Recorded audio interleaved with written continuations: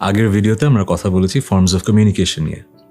প্রত্যেকটা ফর্মস নিয়ে ব্রিফ একটু আলোচনা হয়েছিল, কিন্তু বলেছিলাম যে এর পরের লেকচারে ডিটেইলে আলোচনা হবে। আজকে শুরু করছি সেই আলোচনায় ভার্বাল কমিউনিকেশন নিয়ে।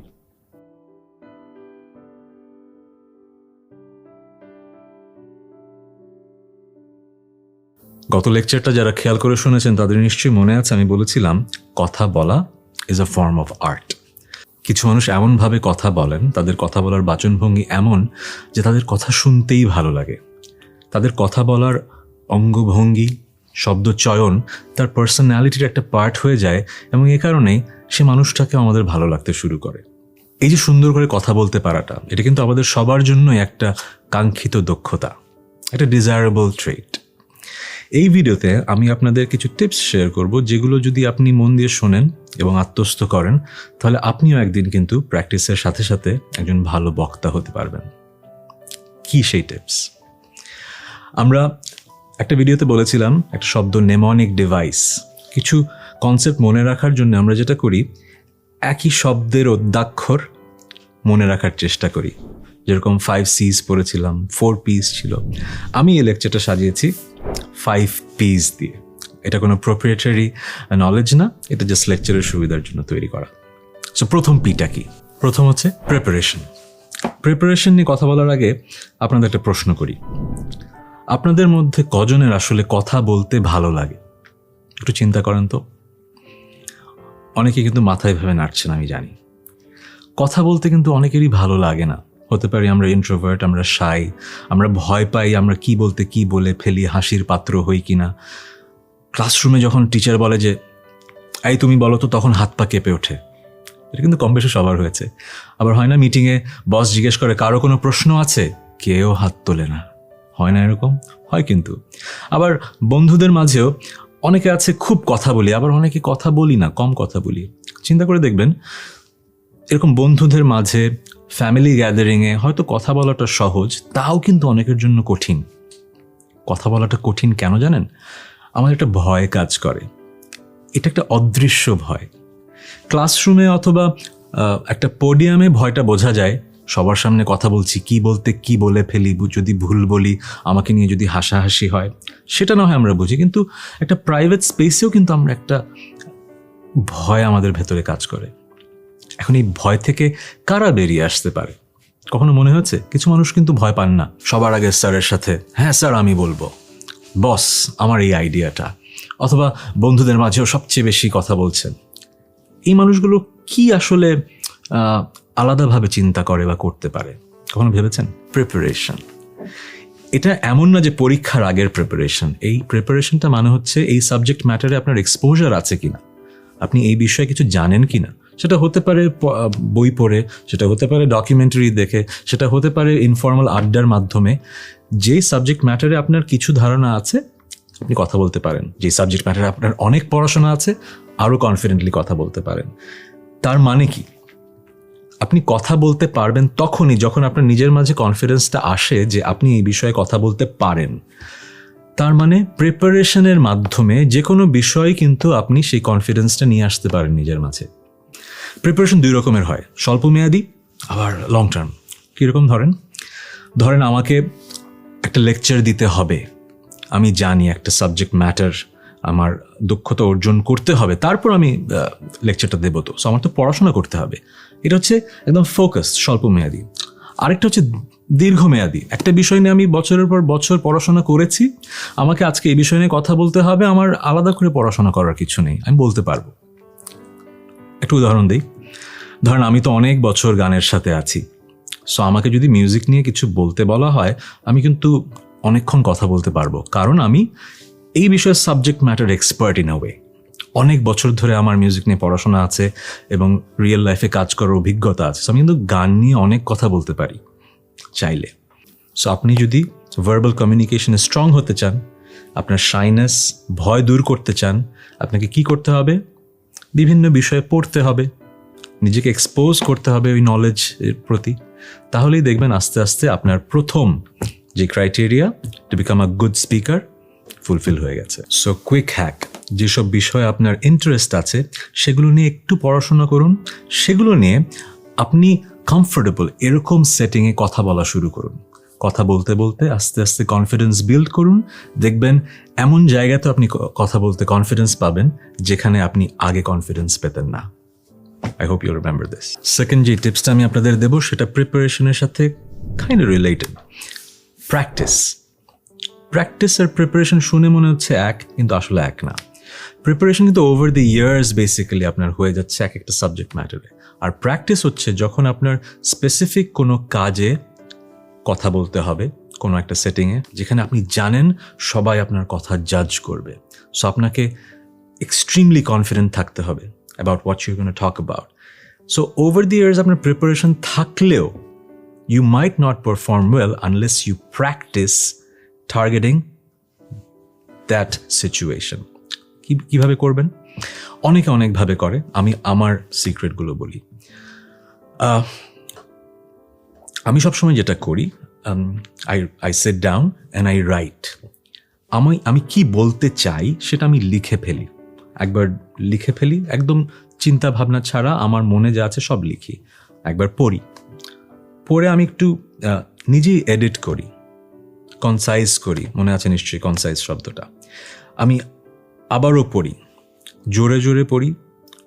পড়তে পড়তে যখন মোটামুটি মাথায় চলে আসে কনসেপ্টগুলো, আমি একদম ওয়ার্ড বাই ওয়ার্ড মুখস্থ করি না। আমি যখন আইডিয়াগুলো মাথায় নিয়ে নিই তখন আয়নার সামনে 1-2 বার পড়ি। আমি যে সব সময় কাজটা করি তা না, আমি একটা সময় স্টুডেন্ট লাইফে এই কাজটা করতাম। আমি যখন প্রেজেন্টেশন আছে আগামীকাল, আমি আগের রাতে লিখতাম কি বলবো, স্পিচটা এডিট করতাম এবং আয়নার সামনে আমি এটা প্র্যাকটিস করতাম। এবং আমি দেখেছি যেই প্রেজেন্টেশনের আগের রাতে আমি বেশি প্র্যাকটিস করেছি, পরদিন আমার প্রেজেন্টেশন ফ্ললেস হয়েছে। আমি খুবই কনফিডেন্টলি কথা বলতে পেরেছি। আবার এমনও হয়েছে যে আমি হয়তো প্রেজেন্টেশনটাকে খুব সিরিয়াসলি নেইনি, কম প্র্যাকটিস করেছি। আমি ভেবেছি ইজি প্রেজেন্টেশন এবং টপিকটাও ইজি, হয়তো অত ভালো প্রেজেন্টেশনটা হয়নি। সো আমি যেটা আপনাদের বোঝাতে যাচ্ছি, প্র্যাকটিস ম্যাটার্স। সেটা হতে পারে আপনার বসের জন্য প্রেজেন্টেশন, টিচারের জন্য প্রেজেন্টেশন, সেটা হতে পারে একটা প্রেস কনফারেন্স, সেটা হতে পারে একটা পাবলিক ইভেন্টে hosting. Every time you're talking in front of people, সেটা যদি একটা হাই ইন্টেন্সিটি সিচুয়েশন হয়, practice will make you better. আর ওই যে আগের কথাটাই চলে গেলাম, ওভার দি ইয়ার্স প্রিপারেশন থেকে যে কনফিডেন্সটা আসে সেটার চেয়েও ইম্পর্ট্যান্ট আগের রাতে, তার 2 দিন আগে আপনি কি প্র্যাকটিসটা করেছেন। So 1 is preparation, 2 is practice. Preparation হলো, প্র্যাকটিস হলো, এবার হচ্ছে পিপল বলতে কি বোঝাচ্ছি? পিপল বলতে বোঝাচ্ছি আপনি যার সাথে কমিউনিকেট করছেন তাকে আপনি কতটুকু চেনেন, তাকে আপনি কতটুকু বোঝেন। লার্নিংটা হচ্ছে যদি আপনি আপনার অডিয়েন্সকে বোঝেন তাহলে you will be more comfortable communicating. আপনি কথা বলতে স্বাচ্ছন্দ্য বোধ করবেন যখন আপনি জানেন যে আপনি কার সাথে কথা বলছেন, তার কি পছন্দ, তার কি অপছন্দ। যেরকম আমি একটু আগে একটা এক্সাম্পল দিলাম যে আমি এখন বুঝি যে আমি ঢাকার বাইরের প্রত্যন্ত অঞ্চলে গান করতে গেলে আমার কোন গানটা করতেই হবে। আবার যখন আমি একটা ব্যান্ড মিউজিকের অডিয়েন্সের সামনে পারফর্ম করছি, তাদের সামনে কোন গানগুলো করতেই হবে।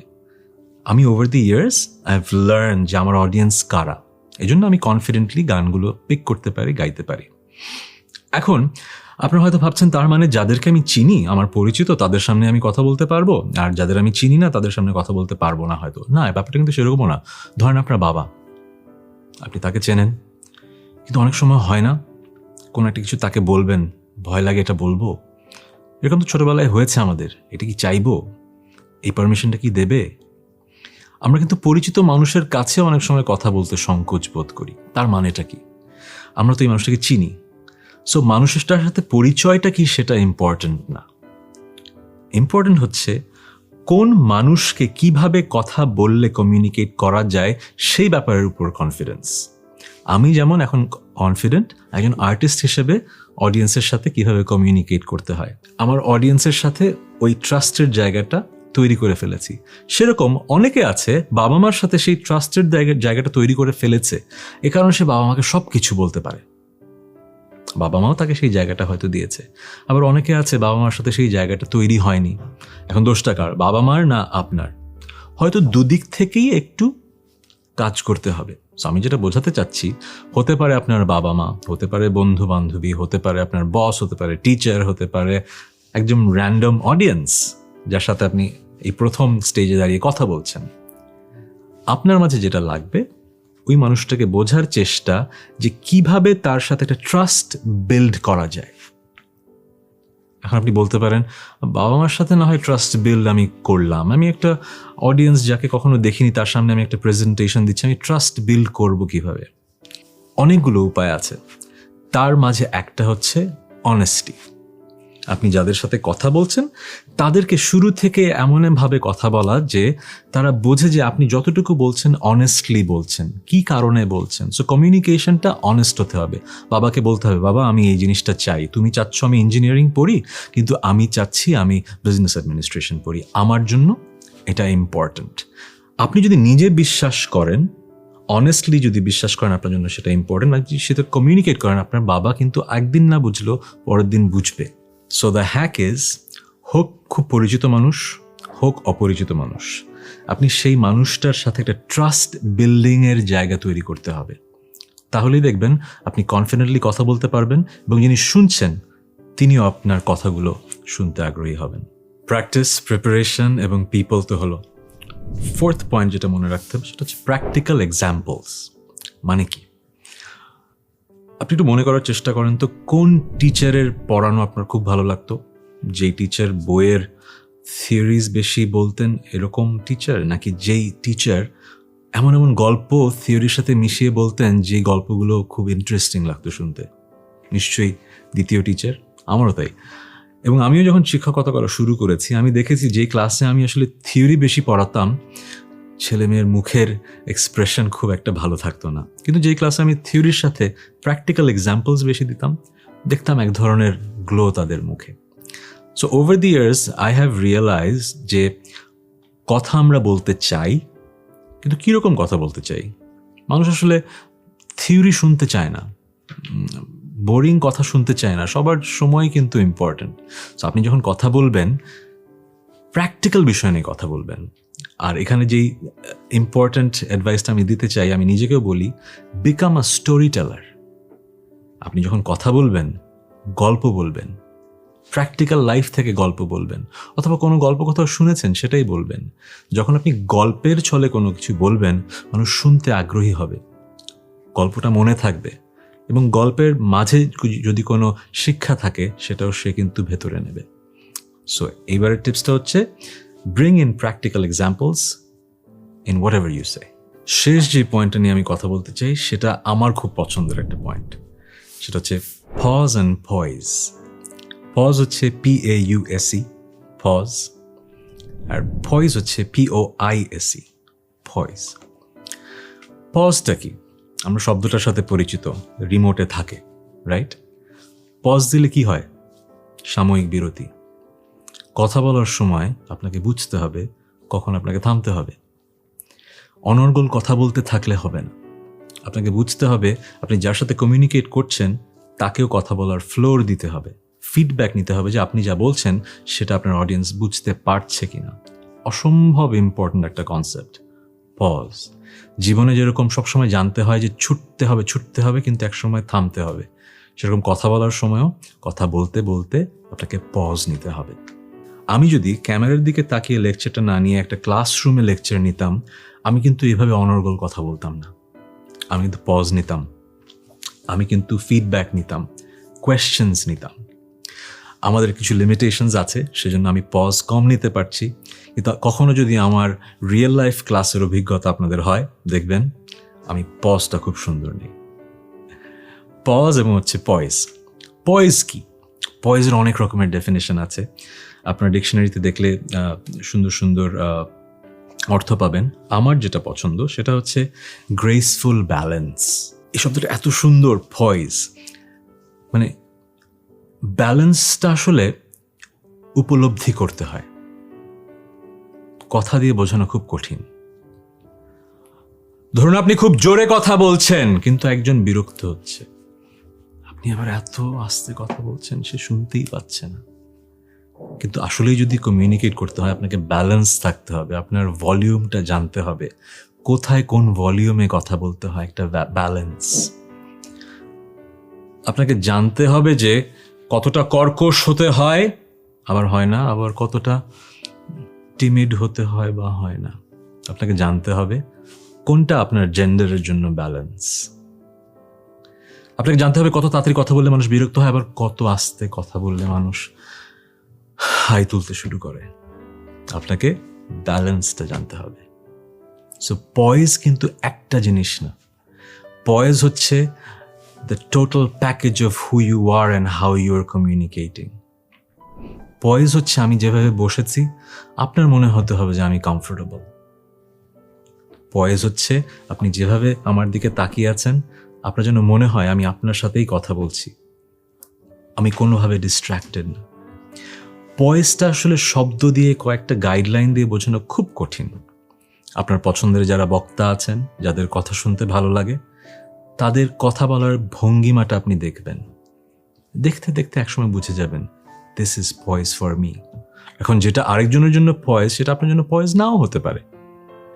আমি খেয়াল করেছি অনেকে আছে অনেক বেশি হাত নাড়িয়ে কথা বলে, সেটা মনে হয় যে খুব সুন্দর। আবার অনেকে আছে হাত নাড়লে এটা ডিস্ট্রাকশন মনে হয়।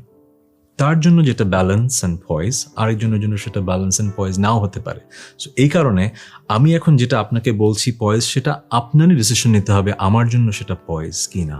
সো পি দিয়ে যে কথাগুলো বললাম এটা যদি মনে রাখেন, একটু প্র্যাকটিস করেন, দেখবেন আস্তে আস্তে আপনার মাঝে কনফিডেন্স বাড়বে, আপনি কথা বলতে স্বাচ্ছন্দ্য বোধ করবেন, পারিবারিক সেটিংয়েও পাবলিক সেটিংয়েও। So good luck practicing this tips.